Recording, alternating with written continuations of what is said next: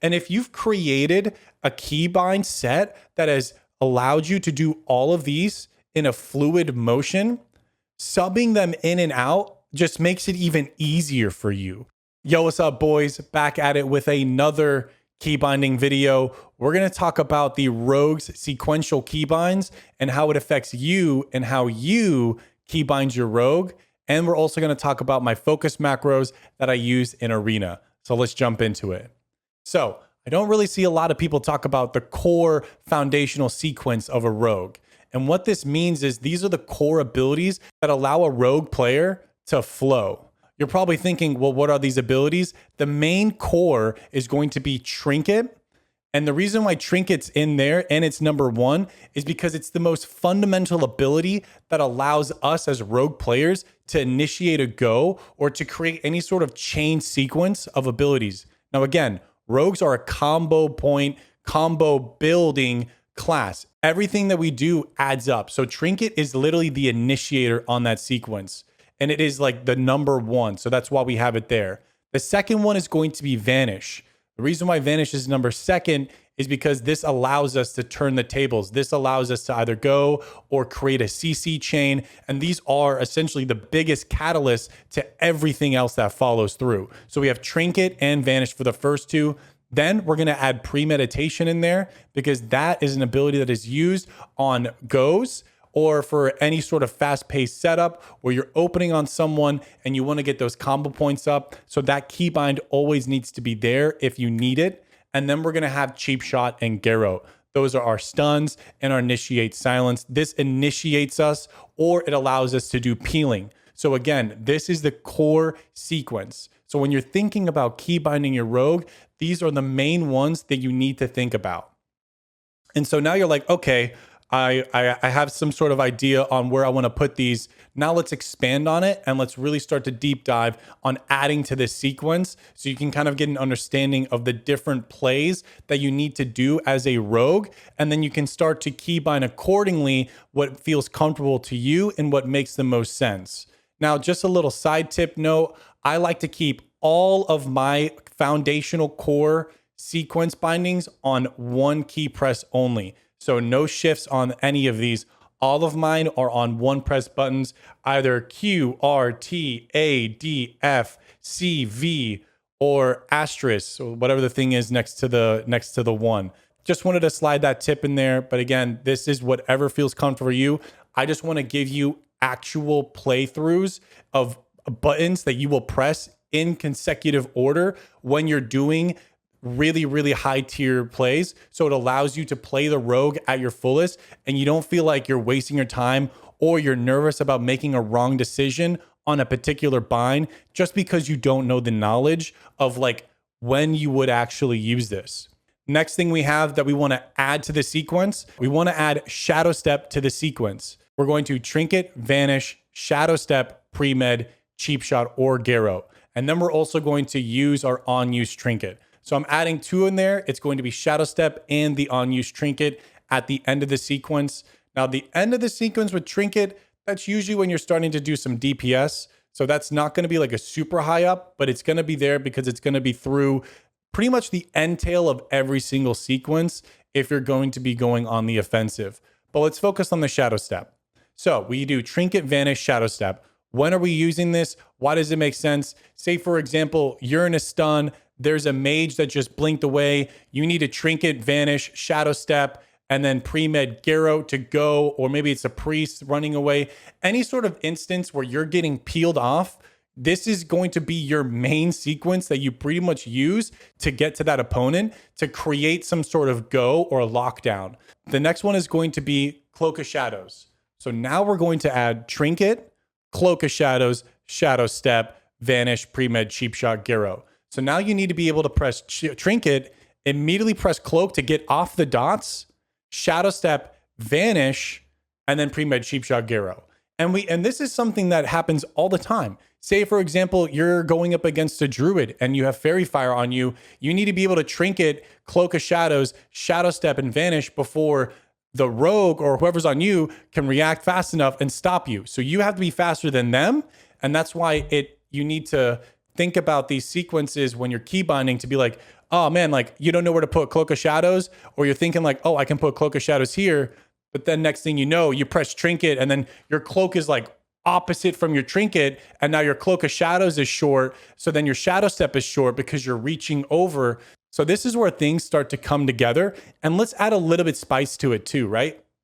A lot of the times when you're going up against druids, usually it's complemented with a warrior, or the druid already has a straight up bleed on you. So another thing you have to keep in mind, the reason why I'm putting out these sequences is when you're key binding, you need to be able to press all of these fast enough while having a bleed on, while still being able to get the vanish off in between a bleed tick, so you can still secure your CC, which is either a garrote or a cheap shot.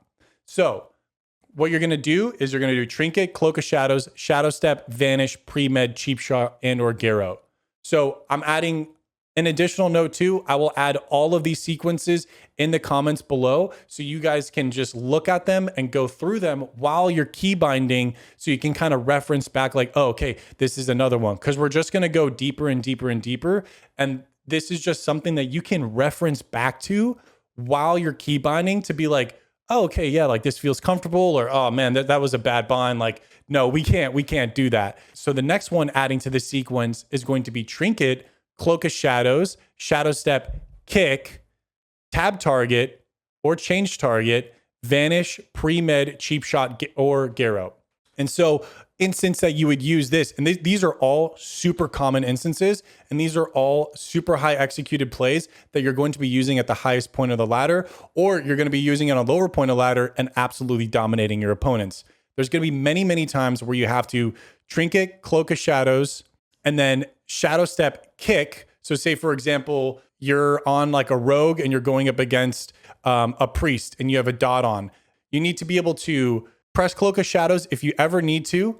Shadow Step, kick the person who's casting whatever incoming CC or incoming heal that you want to prevent. You need to be able to swipe off, be able to Shadow Step over, interrupt that, change targets, vanish, and then do your core foundation, Premed, Cheap Shot, or garrote to then initiate a go or the offensive. So you can turn that table and then progress to try and win the match or turn things around, or just stay on the offensive and just dominate.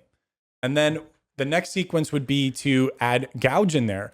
Another sequence that you're going to need to figure out how to keybind is Trinket, Gouge, Cloak of Shadows, change target, Shadow Step, kick, change target, Vanish, Premed, Cheap Shot, garrote. So how this looks like is you're now going to Trinket.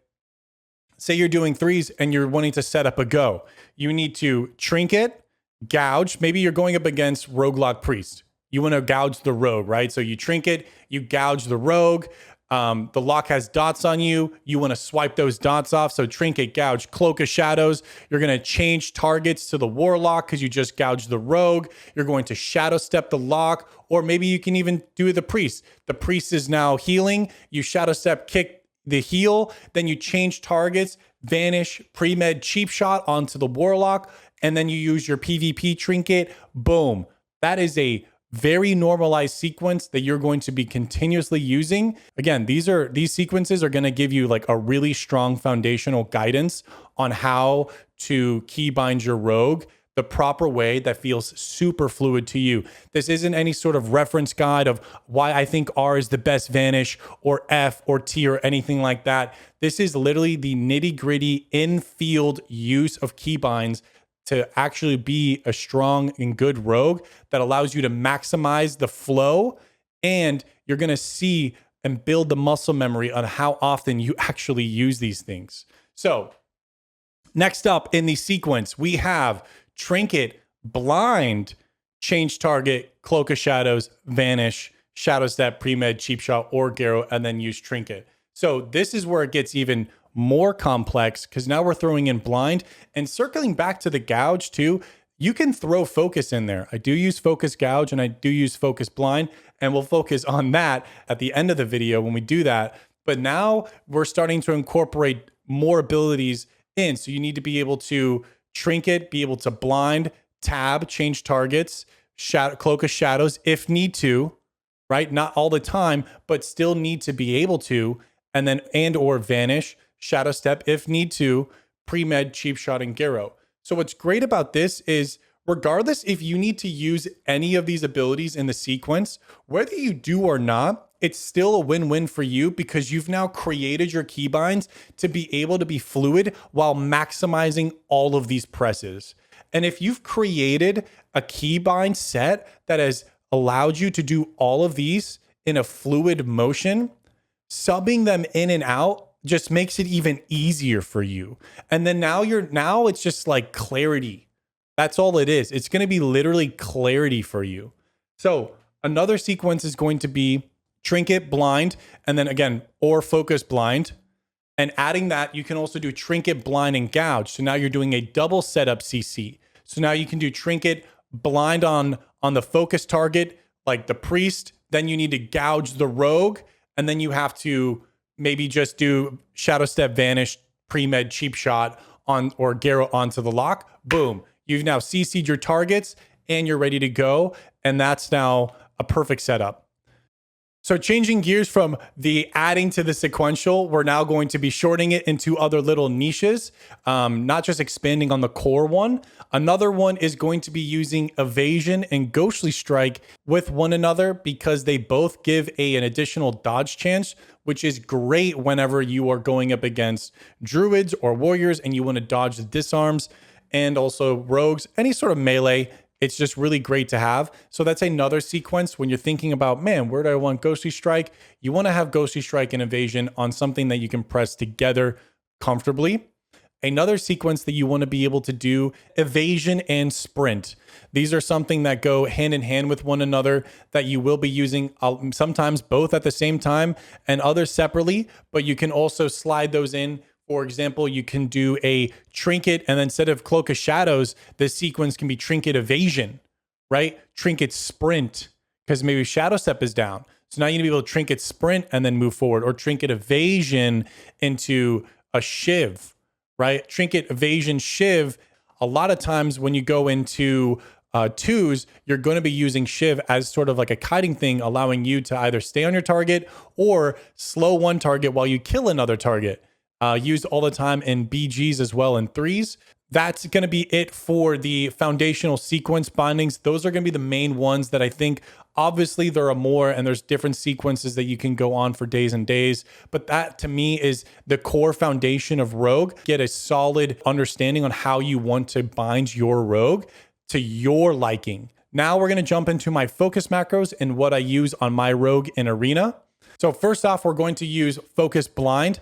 Now, I'm not someone that uses Arena 1, 2, 3. A lot of rogues do, but I just kind of grew up on playing with tab target and then just mouse over clicking. So I'm just really used to it. If you like Arena 1, 2, 3, essentially supplement all of my focus with Arena 1, 2, 3. There's one binding that I do with Arena 1, 2, 3. We'll jump into that in a little bit. So again, focus blind. It's a staple. You should know this by now. It's incredibly useful. You have the set target. You always look at their CC and you press focus blind. Right when you see them, you just cover them with that and they're just into another CC. Focus blind should be on something that is very, very comfortable. I personally have it as a shift modifier for F. So it's F for blind and then shift F for focus blind. Whether you like that or not, again, you can decide how you like to keybind.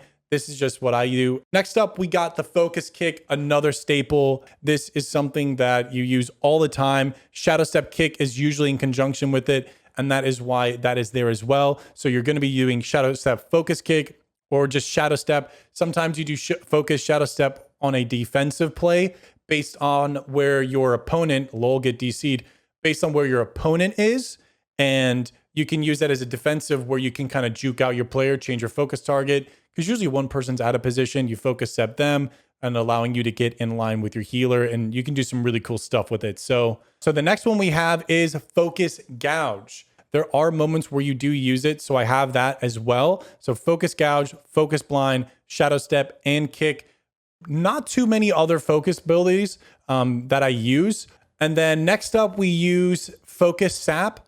Focus sap is great for whenever you want to sap out of blinds. You focus blind your kill or your target and they're CC'd. Now you just have to press vanish and press that bind and you don't have to worry about the tab bugging out. You can just cleanly hit that sap.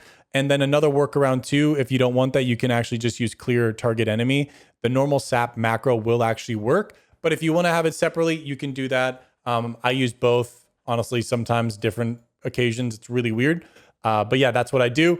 And then the only arena 1, 2, 3 that I have is cheap shot.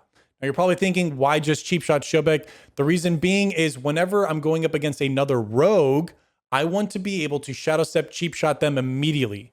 So what I do is I spam my shadow step, and then I do this because it's going to target. So once I see them, it's going to target. Then I just press shadow step, and then I instantly teleport to them, cheap shot them immediately. They cannot get a second global off. They literally have to press whatever they're going to press and immediately vanish.